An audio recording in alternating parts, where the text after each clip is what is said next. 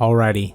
This episode that you're listening to right now is incredibly epic. Okay, it shaped up in a different way in the beginning than I had anticipated it would end up being.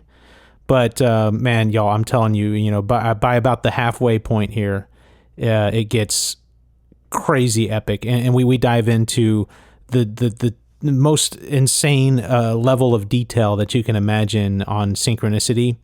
Which is something that I've been wanting to unpack at length for a long time now. And it'll likely, the full unpacking of that will take multiple episodes because there's so much to dive in there. But I'm not only covering synchronicity, but I cover just the things, just the reality of not only the psychedelic experience, but the reality of reality itself and the reality of God and how God kind of intertwines and, integrates with said reality. So it's about to get really, really epic. And the first half, we talk about these amazing, synchronicities and proof of Jesus's existence, which is absolutely mind-blowing and undeniable, in my opinion. But then in the second half, y'all, is when we get into all that stuff I just mentioned in such an epic way that I seriously, this was one of those moments. It happens ever so often when I'm writing an episode or recording an episode or whatever, where you're just in the zone and things are just flowing. You're in this like almost supernatural state of just flow. And it happened today. And so you're going to hear the results, and I hope that you like it. It's a little long, granted, like all my stuff, but it's awesome. I'm very happy with this one. So sit back, relax, pop some popcorn, and listen up. And here we go. For a solid, I would say, 27 years of my life. I'm not counting the first 10 years because children don't think, they just mimic. So for 27 years of my life, I didn't think that Jesus Christ was real.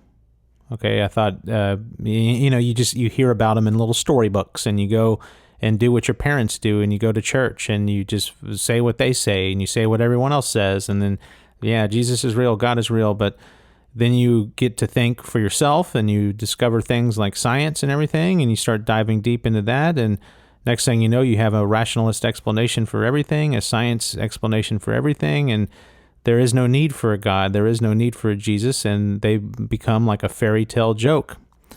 And even, 27 years later, after I had hit the peaks or plateaus, because it was a long time of the same kind of thing for me, but that plateau of disbelief, of nihilism, of atheism. After that, taking psychedelics for the first time because you want to better yourself. You didn't want to embark on any kind of spiritual endeavor at all. You just wanted to help yourself. You did some research. You're a research guy. You're a data guy. You saw some data that says that you'll get better, and you do it. You find God. So now you believe in God. It's an undeniable, for me, it's one of those things that shakes you to your core. Even being a rationalist and science, worshiper for 27 years, it shook me to my core so much that I couldn't deny it. I pray that even the most hardcore rationalist out there has an experience like I had, one that is so simple. One that is so easily explainable away by rationalism and science, yet is still something that planted a seed that changed you for the better forever. I pray that everyone has an experience like that, including the most intransigent rationalist and science worshiper. But even through that, y'all, that amazing experience and the subsequent experiences, plural, just over and over, these psychedelic trips, these synchronicities that happened while I was integrating after my psychedelic trips, basically a year and a half of that, I still didn't believe that Jesus was anything special, or even who he said he was, or I even had some inklings of doubt that he even existed in the first place. And even after seeing his face, y'all, and getting photographic and video evidence of it. This wasn't a vision, it was a sighting. And if you're listening to me on YouTube, you're seeing the photo and the video of it right now in not only his face, but his upper torso. I mean, he was wearing a red shirt and a blue robe, just like it shows up in every single painting of him. Basically, he's either in white or he's in a red shirt and a blue robe. And then also seeing these crucifixes on either side of him. And then the amazing sign of the cross that I had the next day while I was taking a shower. You're looking at a video of it right now. And then all the signs of the cross that happened before and after that. Just amazing stuff. I still didn't quite believe he was who he says he was.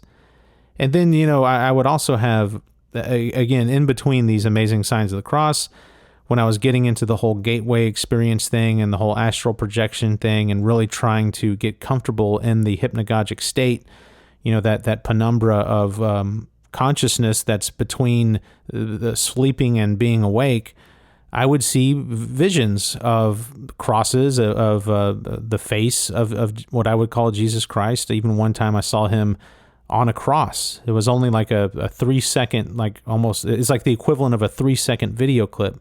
And there's not a lot of meaning you can really take out of that. But I saw him there. Kind of moving around and suffering a little bit for about 3 seconds. And even after all that stuff, y'all, I still had doubts. But when it started to get a little more serious, these signs of the cross and everything, all these different signs and just all of this whole collage of things put together, it started to kind of triangulate about, probably about 3 months or so ago. And I'll never forget when it happened. I had been getting a lot of like subtle signs and, again, some signs of the cross and everything. And most of these signs of the cross, y'all, they're not very impressive. In fact, a lot of times you're like, am I really just making that up what I'm seeing? I mean, it's just two intersecting lines. Other times I would be thinking about Jesus or something would happen around me that reminds me of Jesus. And then all of a sudden, boom, I see a sign of the cross. But still, I'm like, what does this all mean? I'm not getting any beautiful or amazing messages behind this. All it is like, hey, here's a cross, right? And I remember being at one point kind of underwhelmed, like not impressed. And I'll never forget the day that I had kind of reached that conclusion of like, hey, look, this is not very impressive. I go out to eat with a friend of mine, and he's kind of religious. I wouldn't say he's like a major, super religious guy, but he believes in Jesus, and we talk about God and Jesus every now and then. And he said something at this dinner, I'll never forget.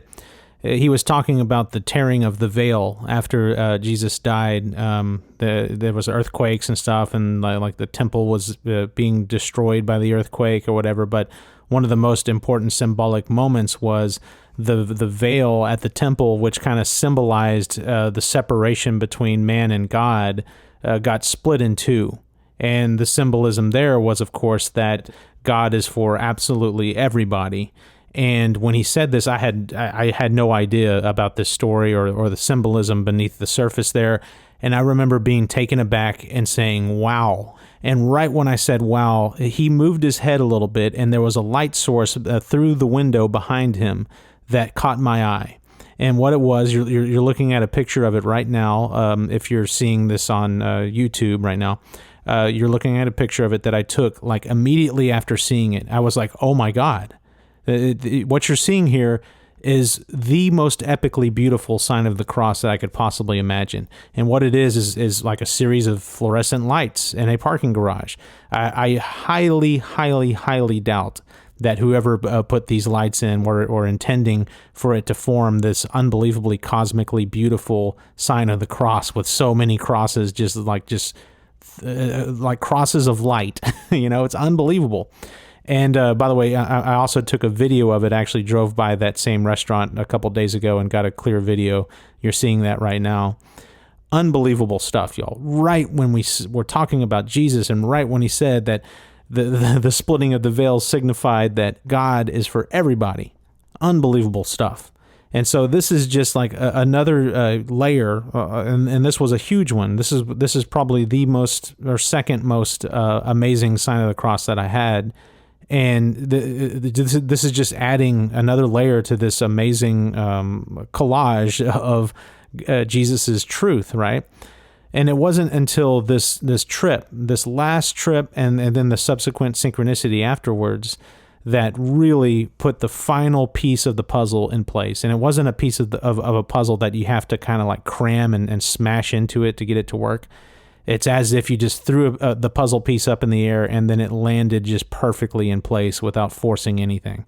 And I don't want to get into the whole, the nitty gritty of all of it. Again, I have a 2-hour episode for a reason.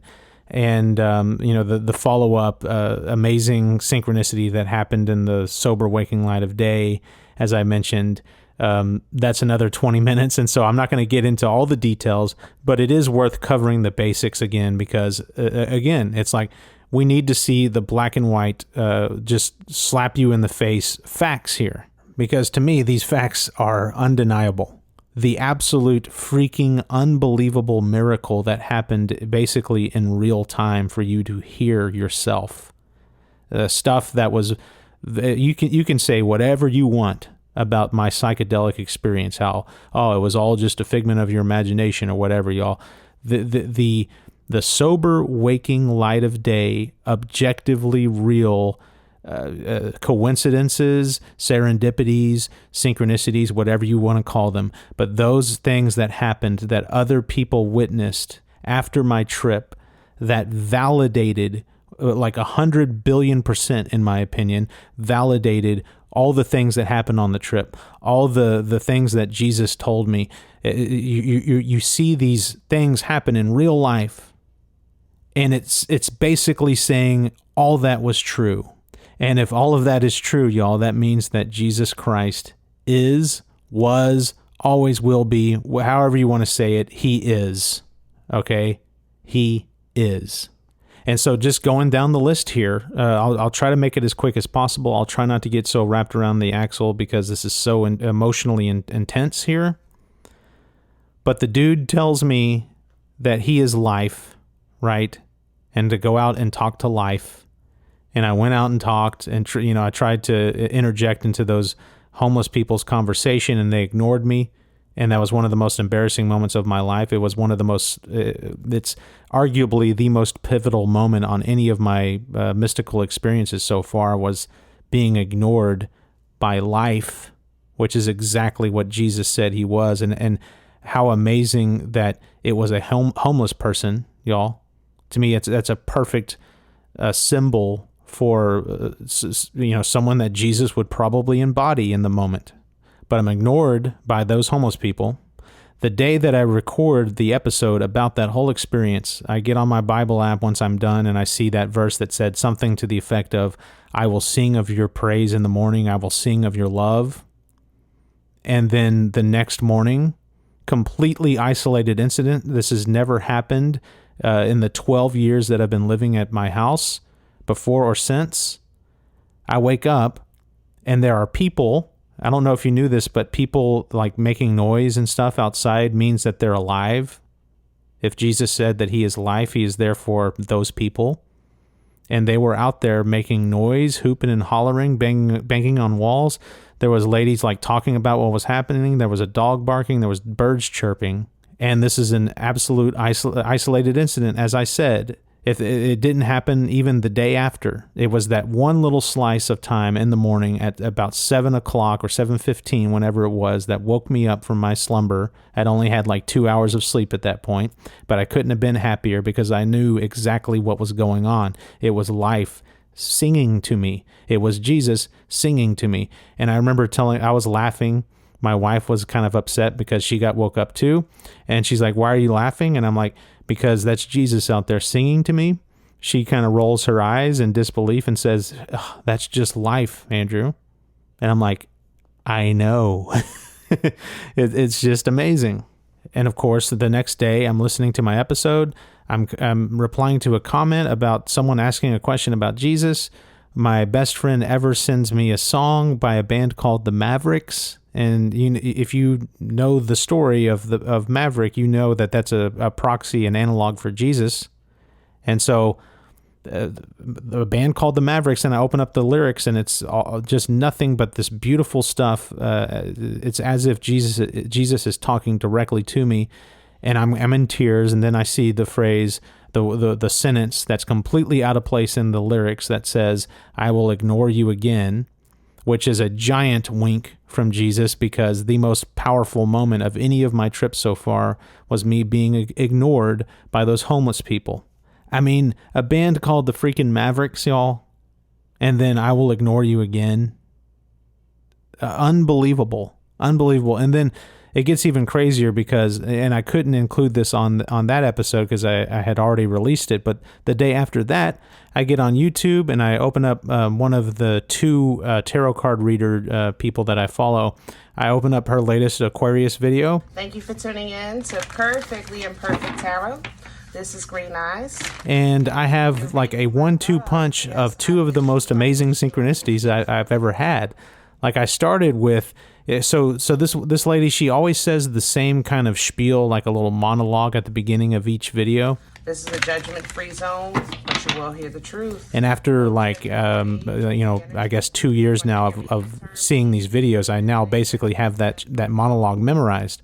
And so a lot of times I will say what she says with her in unison. And so I'm watching the beginning of the video and I'm saying the words with her. And this is what happens. I'm going to play you a reenactment, okay? And it's not like I recorded this in the moment, okay? But I'm doing a reenactment of what happened. So listen to this. This is what happened. This is a judgment-free zone, but you will hear the truth. No gender or age, only energy. You're going to hear me use terms he, she, her, him, they, them, it, heifer, pay it, no mind. Feel the energy. Remember, roles can always be reversed. Somebody's talking over my voice. Unbelievably amazing. And my wife was sitting right next to me when it happened, and she freaked out too. I was like, "Hey, did you just hear what just happened?" And she was like, "Yeah." Like she couldn't freaking believe it. And so now granted, there's not a lot of meaning to draw upon from that synchronicity. To me, I took it as a little mic check, like, the equivalent of the MC like tapping on the microphone and being like, "Hey, mic check, check 1, check 2, everyone listening, everyone hear me?" And I'm glad that, the MC got my attention there, because the very next thing that this lady said was just absolutely so perfectly pertinent to what was going on. She immediately said this. So much being downloaded, specifically. All right, let me just put it out there. I'm about to piss something off. I ain't gonna lie. Okay. And I have to, and I don't want to. And, yeah, I feel like it's just being forced. I feel like I want to say a couple of things. I just need to piss something off real quick, okay? If it's not for you, I get it. And if it is, great. But just let me piss something off real quick in the spiritual realm. I want to say a couple of things 3 times. And I want it to be first, Jesus, Jesus, Jesus. I need to say that, okay? Don't ask me, because I don't have no answer for you. Those 3 things specifically came to me.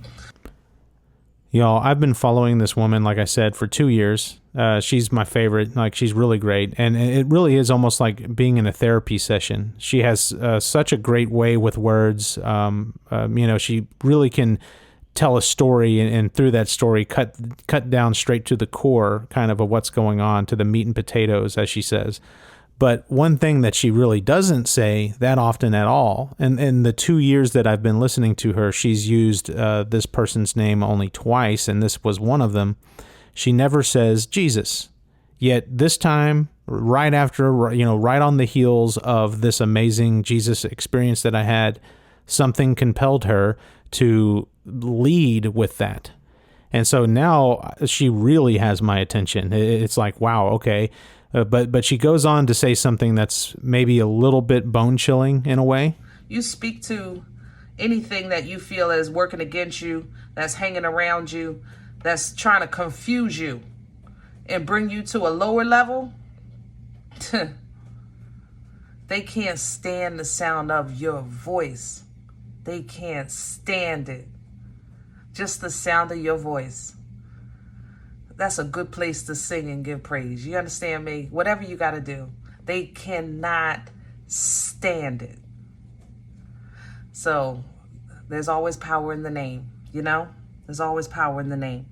Yeah.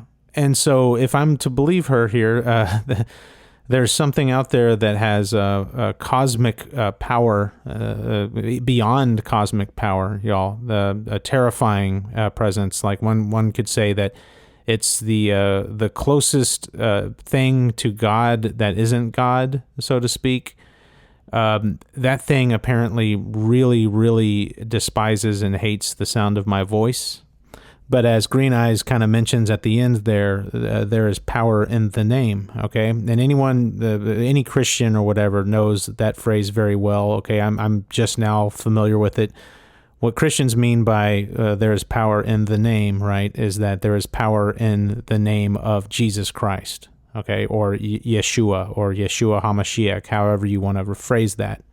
But regardless, given how I view all of this as being real, and again, I know the full rationalist explanation behind all of this, okay? You're not bringing anything new to the table. I'm telling you here that it's real. And because I think it's real, because of that, and because of this thing, okay, this cosmic thing that hates me and can't stand the sound of my voice, I now make it a point before I go to bed and then immediately after I wake up in the morning to yell Jesus' name repeatedly as loud as I can in my head, of course, because, I don't want to sound like a crazy person to my neighbors or whatever. But I do this every morning and every night, not only for protection, okay, but also because I know this is going to sound corny as all get out. But I love Jesus, and I want to proclaim my love to him by yelling his name as loud as I can. And you would too if you experienced the amazingly beautiful things that I experienced through him and because of him. Okay, if you only knew, y'all, how much he loves you, you would be screaming. You wouldn't be screaming it in your head. You'd be running through the streets naked, screaming it out loud to everybody. Here's something to ponder, because it is true. It's something that you won't believe to be true, but it is true. You are Jesus's favorite person in the universe. I guarantee you are. I guarantee you that. Well, how can everyone be his favorite person, y'all? It's because God is infinite, and there's an infinite amount of love. You can pour an infinite amount of something into something and still have an infinite amount left over to pour into an infinite amount of other things. Okay, I don't know. I don't know what to tell you other than this last trip. Okay, it was a game changer. I mean, all these trips are game changers, y'all. Any trip that you go deep enough on is a game changer. Okay, for better or worse. I know there's really bad experiences, but it's game changing any which way you look or point or whatever, however you perceive it. Okay, but this one in particular, y'all, is on par with my first ayahuasca breakthrough. This one did not have really any whiz bang theatrics in terms of visuals or like really cool stuff, y'all. This was all like real life things happening. This was the most impact. I mean, this was the highest stakes. I don't know. It was a perfect marriage in a sense of objective reality and mystical experience folded into the psychedelic experience. Okay.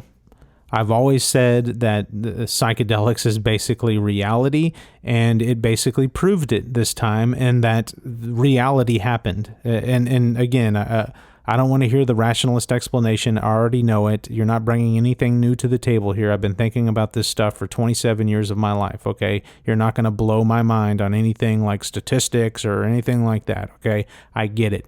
I'm not impressed at all. The only thing you've proved here is that you have hit a dead end and you are not willing to go any further. I know that it's all what, we would call coincidence, but I also know that you cannot prove that. How can you prove coincidence? A statistical calculation cannot prove anything. It just shows you likelihood, essentially. It's just as impossible for you to prove coincidence as it is for me to prove divine intervention.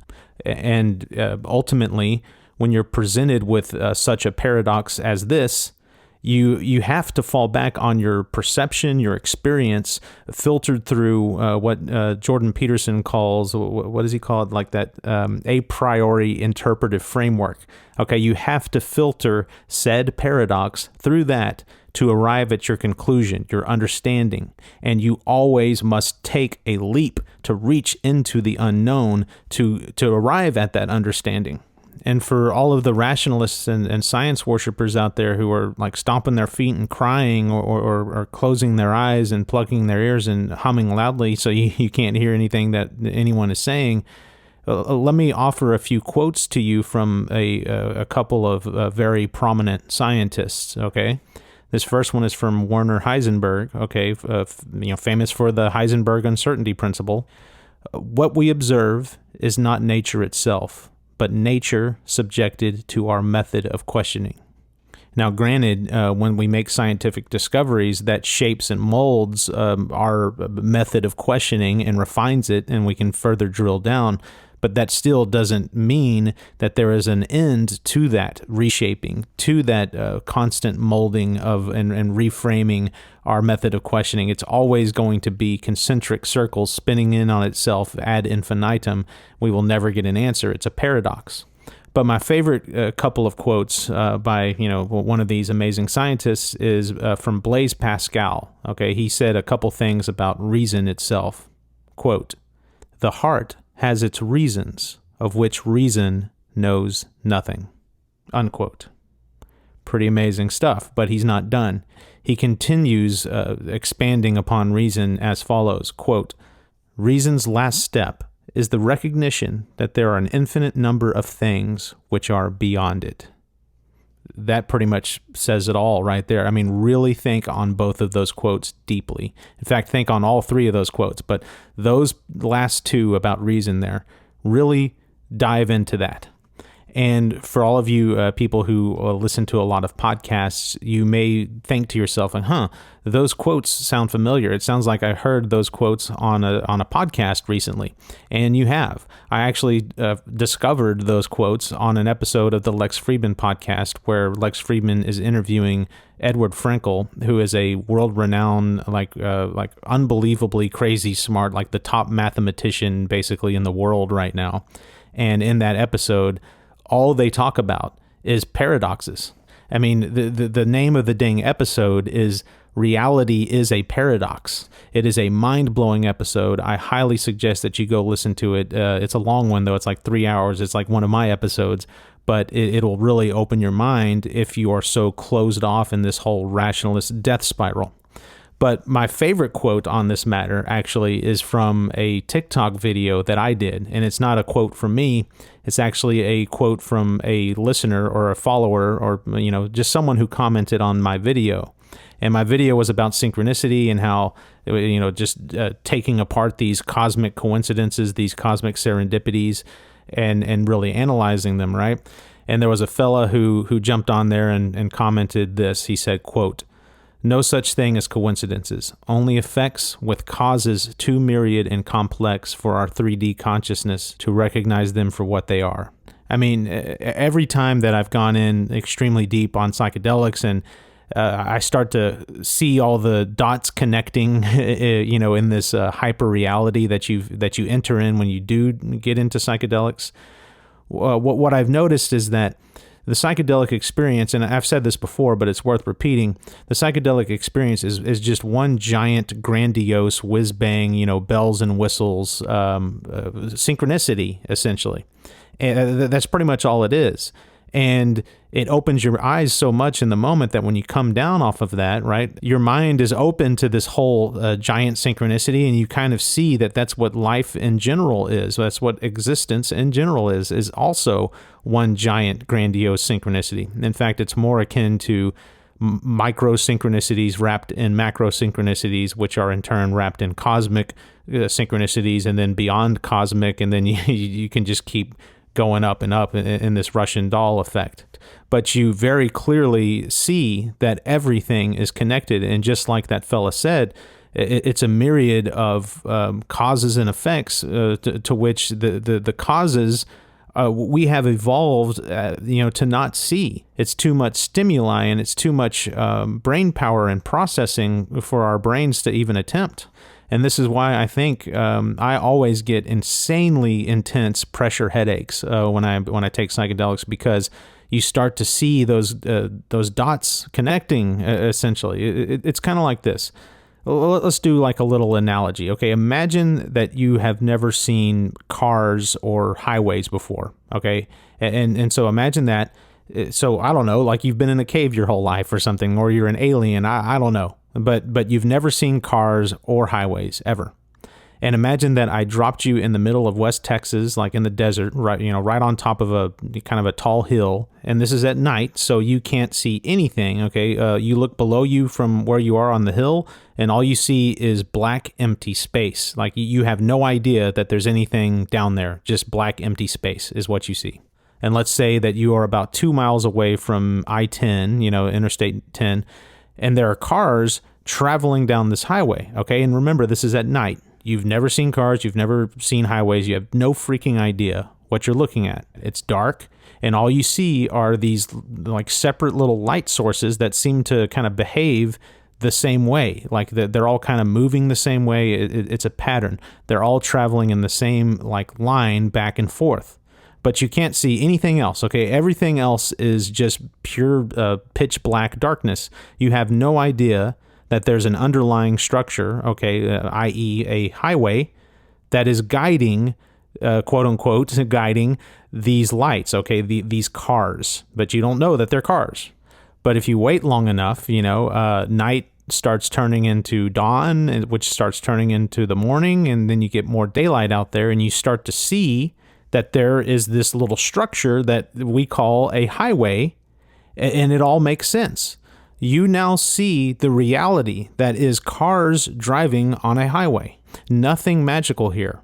Granted, you still don't know what the heck cars are, but these lights that you thought were so magical, they ended up being attached to these real physical moving objects, okay? They weren't these mystical disembodied essences that seem to be kind of magically floating in the void. These lights are attached to something real. And you further see that the void itself is really just a continuation of the same ground that you're standing on. Nothing like scary or magical about that either. And then on that ground is a structure that you don't know is called a highway, on which these things that you don't know are called cars, on which they travel. That analogy right there, y'all, is exactly what happens on psychedelics, where you're our whole lives here, we're in the darkness looking at lights traveling along at a pattern. Then you take psychedelics and you see the light, and you see that there are these cars and this highway, and you connect the dots and it makes sense. But I don't think it's just psychedelics, y'all. I think that exact same thing is happening all around us all the time, tripping or sober. The fractal nature of the universe, okay, this causal fractal nature of experience, it's all part of an underlying structure that we cannot see. We've evolved out of seeing that because it takes too much brain power, and we would be sitting there just processing everything, and we wouldn't run away from a friggin' saber-toothed tiger. In our regular state, we see the patterns around us, okay, but we do not see the causes of the patterns. That is to say that we see the lights from the cars, but we do not see the cars themselves that these lights are attached to, nor, and this is the most important part, the highway on which the cars travel. The very highway that, without seeing, implies some intelligent or even magical force that guides these mysterious lights. But y'all, we're not done here, okay? Science comes along here and says, using the same analogy, okay, being on a hill at night looking at these lights floating in the void, you never even need to see the cars nor the highway to understand their existence and their nature. Basic experimentation and some scientific method here can bridge that gap relatively easily. Okay, so stay with me here, okay? We're back on the hill, okay, at night, looking at these mysterious lights, suspended in a black void in front of you. You don't know what the heck they are. But let's say the difference in this analogy versus the last one is that you only have this one night to observe and figure this all out. You don't have the luxury of waiting for the sun to come out to just show you everything. Okay, but let's also imagine, to help you out here, imagine that you have some kind of like matter detector that you can point at things and determine what kind of matter it is. And also you can figure out how dense that matter is. So, you have this matter detector, and because you're a man of science, you decide that you're going to establish a couple of controls. Okay. So you start by pointing the detector like right under your feet, at the hill that you're standing on. And let's say that you're standing on some sand and you're surrounded by some rocks, okay? So you point at the sand and you get a reading that the matter is like loosely packed and consists mostly of silica. And then you point at a rock that's near you and you get a very similar reading, except that it's more tightly packed silica, okay? And so then you're like, okay, well, now I'm going to point this out into the void and see what's there, right? So you point the matter detector way off into the void that you have no idea what's going on there. It might as well be, interstellar space, okay? But you point your matter detector out there, and you actually, to your complete amazement, get similar readings from the ground on which you were standing. And you start kind of aiming it at other places in the void, and you're getting similar readings. You're either getting, loosely packed silica or tightly packed silica. And so from this, you can determine that what you thought was a void, like, interstellar space, is really just the same material, okay, sand and rocks that you're standing on. But at the same time, of course, you're still seeing these mysterious lights moving in a pattern through the void. And this next part, y'all, is critical, okay, because you have enough data right now to formulate a theory that can be tested. Okay, so before you point your matter detector at these moving lights to get more information on them, you decide to test your wits and make an educated guess about the nature of these lights, okay? So to start, like, from scans of the expanse below you that it is made of the same thing that you're standing on, okay? That is, of course, uneven, rocky terrain. And because these lights, seem to be moving very smoothly and unimpeded across this rocky terrain, you deduce that whatever these lights are, they must be massless. But now we have the moment of truth. You take your little matter detector and you point it at one of these lights, and what you see completely surprises you. Okay, you get a reading of extremely tightly packed aluminum and steel, okay, iron and carbon, okay, basically, okay, and you're like, wow, these are physical objects. But how in the heck are they traveling so smoothly across this rocky, uneven terrain? They must be hovering above the substrate somehow. But you point your detector at another one of these light sources, right? But you move it down a little bit lower than where the light is, right? And you get a reading like a signature of rubber. And you're like, what? What in the heck is? There's more matter here. They're not like suspended via like this force or some kind of other medium. There's more to this object down there. It's like what? What in the world is this?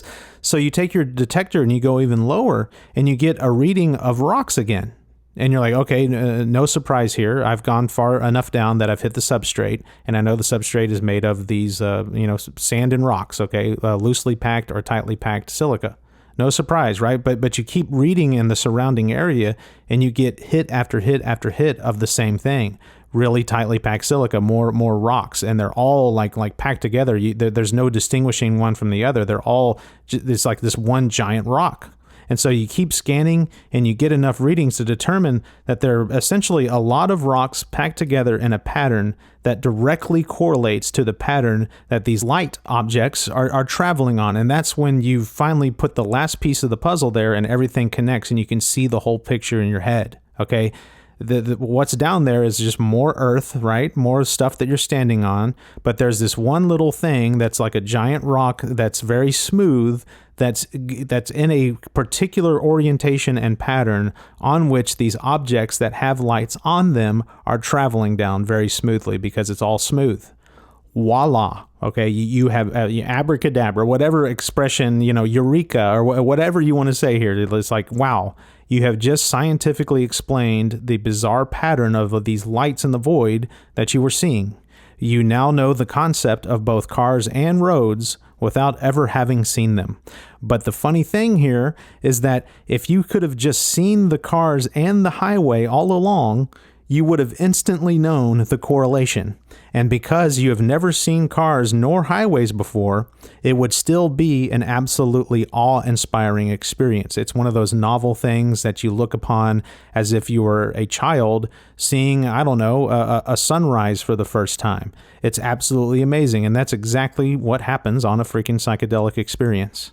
Like, think about this, okay? Before astronomy, for tens of thousands of years, okay, humans looked at the night sky much in the way that you were looking at those lights in the void on that hill in West Texas, okay? We didn't know what the heck was going on there. I mean, here are these thousands of twinkling little dots, and then these two giant circles, these really bright ones, and they all seem to kind of move around in the void. And even when we recognized, the pattern of their motion and stuff, that they were still magical. It wasn't until we understood gravity and knew, what stars and planets were before we started to see the underlying structure or, the road, the highway of the macroscopic universe. So really what I'm talking about here is a two-part process, okay? It's recognizing a pattern and understanding the underlying structure through which that pattern arises. And I'm saying that psychedelics does that, precisely that, okay, without having to dive into science or any kind of analysis or data gathering or anything. It just happens naturally, and it does that with reality itself, and much in the same way that the sun illuminates a landscape and allows you to see the full picture of something in full context. I'm talking instant recognition and understanding. Okay, on a deep enough psychedelic trip, if you are paying enough attention, you will see that everything is a pattern. And not only will you see that everything is a pattern, but you will also see and understand the substructure that manifests those patterns. Bringing it back to the analogy, you fully see and grasp not only the lights, but the cars, the road, traffic laws, okay, et cetera, et cetera. For a brief moment, depending on what you take and how much of it you take and your set and setting and all of that, in that moment, you see that God and you essentially share the same brain. You are seeing all of reality, like the whole of reality.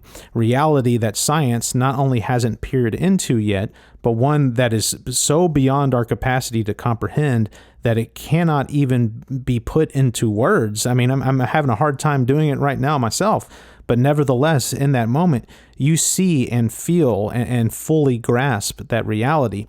And that is why it's oftentimes very difficult for a psychonaut or what I call a journeyman to describe what they've experienced on one of these deep trips. Going back to the analogy here, the psychonaut, okay, the journeyman, even though they fully know the full picture of what's going on with the cars and the lights and then, most specifically the road, that's the kind of thing that ties it all together. Try explaining a road to someone who has never seen a road or cars or anything pertaining to a vehicular anything.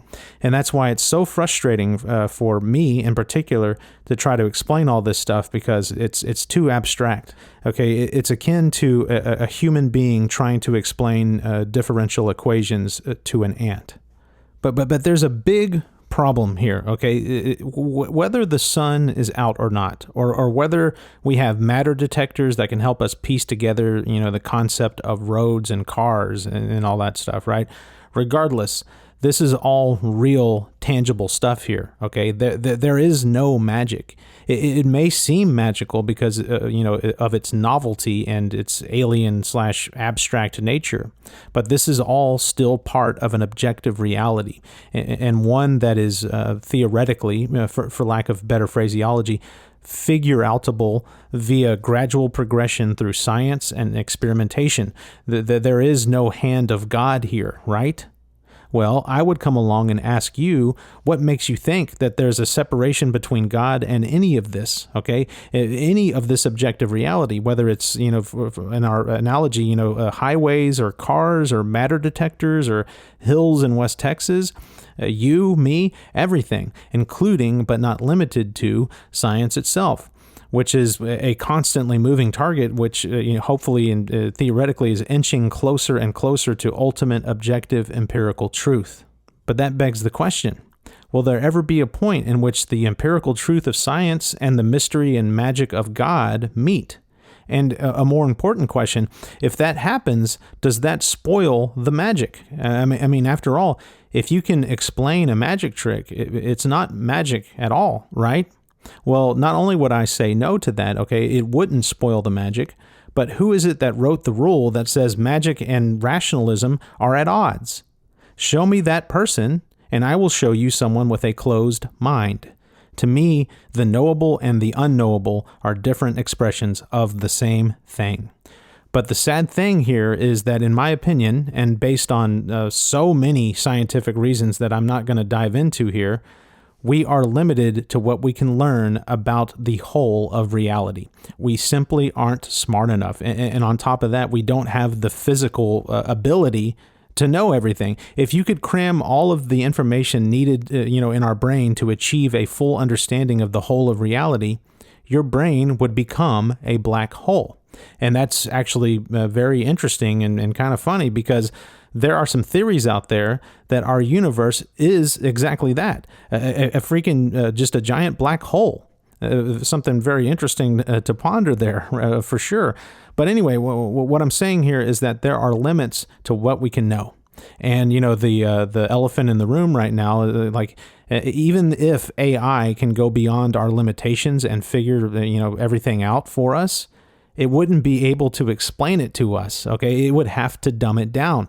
It would have to speak in parable, okay? And we all know what I think the latest calculation is 93% of elite scientists. We all know what they think about beings who speak in parables, don't we? What I'm saying here is that we're kind of dumb, y'all, okay? We're really, really, really kind of dumb. We're so dumb, in fact, that I'm going to make a bold prediction right now. Through science, at least, we will never, ever reach an ultimate undisputed truth, because that ultimate undisputed truth is God. And God is so infinitely complex and infinitely beyond our understanding that it can create infinities. Like infinities can just roll off of it, or I hate this word, but slough off of it, for crying out loud. Y'all, there's such a thing as a hierarchy of infinities. This is a mathematical fact, okay? There are infinities that are bigger than other infinities. In fact, there are infinities that are infinitely bigger than other infinities. And I'm telling you right now that there's one infinity in particular that is infinitely bigger than all infinities, and that is God. Imagine trying to figure that thing out, okay? By any means, by any which way you look at it, okay, by any capacity, if it's science or thought or meditation or even psychedelics, imagine trying to figure that out. Imagine trying to 100% figure out not only it, but any of its lesser infinities, all of which are still infinite, by the way. We will never figure it out. But here's the thing. It's okay, because thankfully, we don't need to. Thankfully, the infinite of infinites knows this disconnect and gives us a very simple solution, a simple way out of an infinite tailspin. Harkening back to my episode, Faith is a Scar, you can run around chasing raindrops in a thunderstorm, searching for empirical proof of God. Okay, crazy, right? Or you can just believe. He gives you a beautiful way out of that spiral, and the way out is giving up. And it just so happens that this surrender, okay, this ultimate trust, this faith, and so coming back down, okay, from the infinite of infinites back down into your silly little rationalist explanation of synchronicity and how, it's not God, it's just coincidence, it's a statistical anomaly, but still statistical. All I have to say to you is, and what? What else you got for me? If you're saying that it is just that, what you've done here is engaged your parking brake while both you and I were racing down the highway at 100 miles an hour, okay? You have just voluntarily ejected yourself out of this conversation. But I would actually follow up by saying that I ironically agree with you. It is just coincidence, and it has to be in a system in which God is too infinitely complex to understand, and a system based on faith. If you think of this like a video game in which the main goal of the game is unification with God through faith. If you were God, right, you're the developer of this game. Why would you break the rules of your perfect system by offering up solid, concrete evidence of your existence, especially if one of these central themes of the game is beauty, which it clearly is? As I said before, knowledge is nowhere near as beautiful as the journey of discovery. And I'm actually going to call upon Miley Cyrus here to help me out. The journey is usually the part that you remember anyways. I couldn't help myself there, okay? I had to do it, okay? But as the developer of this video game, okay, if you want to send messages of any kind to the characters or the avatars in this game, in accordance with the rules, you would deliver these messages through the game itself so that it does not compromise the themes of faith and beauty. This is exactly how I think synchronicity works, okay? God uses the system. He uses nature. He uses coincidence to deliver messages to you that, while amazing and beautiful and life-changing to you, can still be explained away rationally and scientifically because he engaged the system in such a way that the symmetry between proof and faith is not broken. God essentially looks you in the eye and tells you that he is not real, all the while winking at you and giving you that little, side elbow nudge. And I know this because I have faith. I have faith not only in God, but I have faith in what God told me on my third ayahuasca trip, face to face, when he looked me in the eye and said in so many words that synchronicity is how I communicate to you. I present you with a paradox wherein you will find me.